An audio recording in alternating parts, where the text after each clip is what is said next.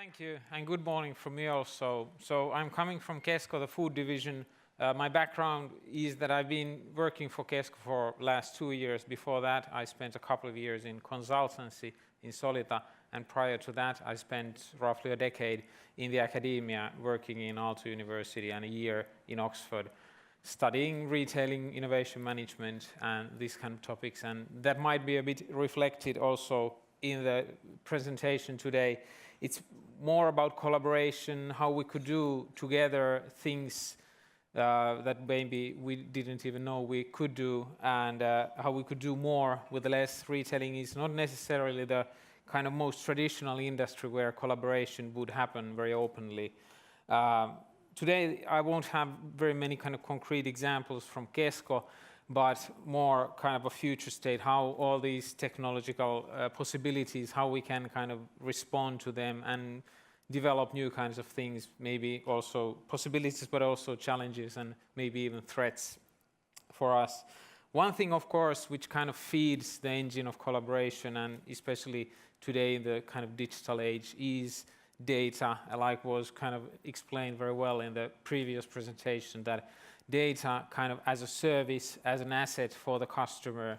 And one great example of utilizing data as a service, as an asset, is Walgreens, the American pharmacy chain, which has, of course, they have very much data to serve customer in terms of kind of making it more personal, the service.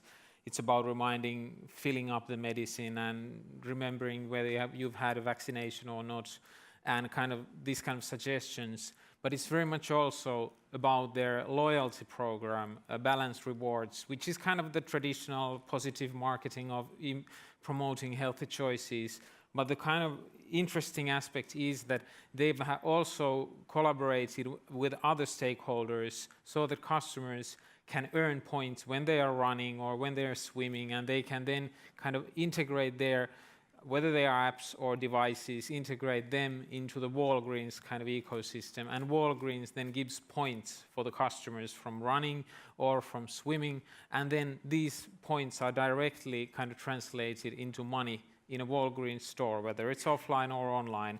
So that kind of creates, of course, great understanding for Walgreens on how their customers behave. It gives them a great kind of a platform to collaborate with other kinds of companies. And of course, it creates for their customers a great place where they have all the necessary information, whether it's about their health or their medicine or other aspects of their interest. And of course, for us in Kesko, we are very interested in all of these kind of things. We're not, unfortunately, yet there where Walgreens is, but hopefully eventually we will get there, and we're at least preparing for that kind of thing. And something we can give for the collaboration is world-class data. And if Kesko is good in something in the digital world, it's certainly data. We have, from very long time period, data. We've been trying to or collaborating with international colleagues, and for example, Tesco in UK, which has been kind of regarded as one of the best utilizers of data. They were very kind of fascinated and inspired by the amount and breadth of data which we have. We have 80%, more than 80% of households in Finland who have the loyalty card. 95% of them show the loyalty card in our big stores. So we really have an extensive data on how people buy food, what kind of food, when, who. So this is a great kind of asset for us to work together with other parties to utilize and kind of enhance that data and do more with that data, kind of to use our size and our reach, our experience for those who maybe have more, how to say, speed and hunger and agility to do things together. We are kind of building or have been building the infrastructure so that we are able to open up the data and do collaboration. We've had some small kind of projects already where the data has been successfully utilized by third parties, small companies, some researchers, kind of thesis workers, but there's very, very much potential in doing more. And that kind of leads to another area where retailing, I would say, as an industry could do much more is research. Retail research in Finland is rather scarce. We have few research groups which are not very well funded, which are not very big. So we don't have this big long tradition of research in retailing like we have in engineering or economics. And I would say that this, of course, needs more from the researchers, but also different kind of perspective from the companies also. Because after all, the data and the resources, they are the thing which generates better research.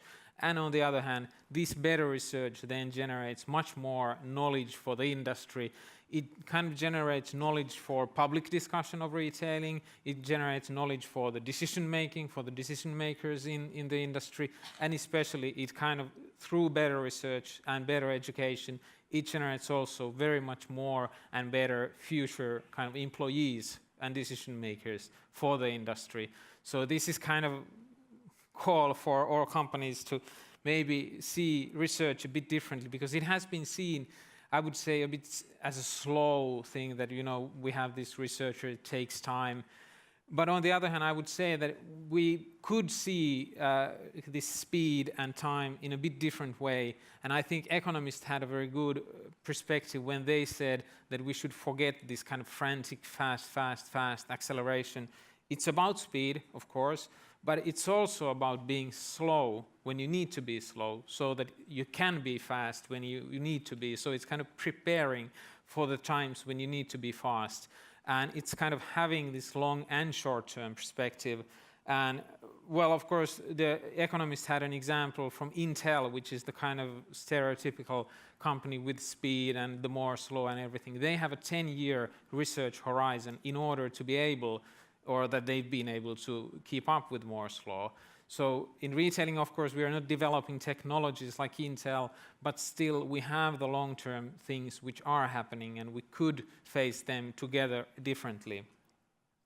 And about the kind of speed and insight, the late Johan Cruyff, even though it's not very popular to talk about sports in a business setting, but Johan Cruyff had a very good perspective on speed and how kind of media tends to misinterpret what speed is, confuse it with insight. And he said that if he kind of seemed to be faster, it was because he started running before his competitors. So for us, it's also that we should start earlier, we should start doing smaller things, learning all the time.